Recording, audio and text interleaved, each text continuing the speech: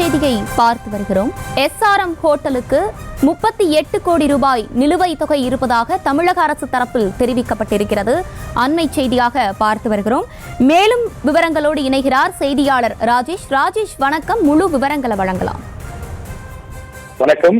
SRM hotel அந்த பிரச்சனை என்பது ஒரு காலையிலிருந்து ஒரு பெரிய பிரச்சனையாக வந்து கொண்டிருக்கக்கூடிய நிலையில் தமிழக அரசு அதற்கான உண்மை நிலையை விளக்கி அவர்கள் விளக்கம் கொடுத்திருக்கிறார்கள்.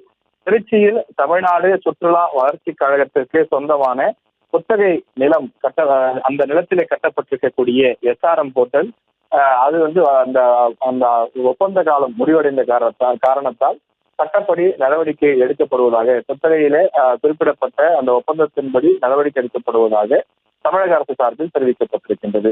திருச்சி மாவட்டம் கொட்டம்பட்டு கிராமத்தில் 4.5 ஏக்கர் பரப்பளவில் அமைந்திருக்கக்கூடிய தமிழ்நாடு சுற்றுலா வளர்ச்சி கழகத்திற்கு சொந்தமான பல கோடி ரூபாய் மதிப்பிருக்கக்கூடிய நிலம் SRM ஹோட்டல் நிறுவனத்திற்கு கடந்த 1994ஆம் ஆண்டு 30 வருட காலத்திற்கு குத்தகைக்கு விடப்பட்டது எனவும் இந்த குத்தகைக்கான அந்த ஒப்பந்தம் என்பது நேற்றுடன், அதாவது 13ஆம் தேதியுடன் முடிவுக்கு வந்துவிட்டதாக தமிழக அரசு சார்பில் தெரிவிக்கப்பட்டிருக்கிறது.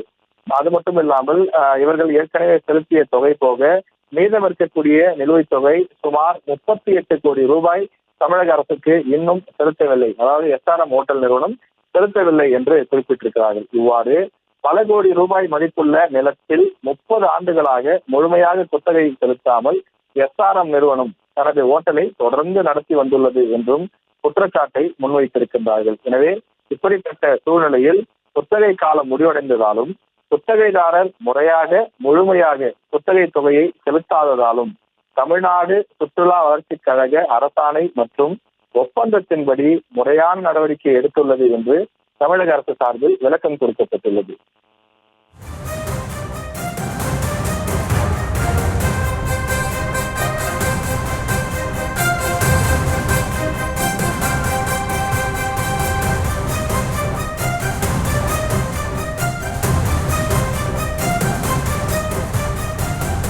விவரங்களை வழங்கியமைக்கு நன்றி ராஜேஷ்.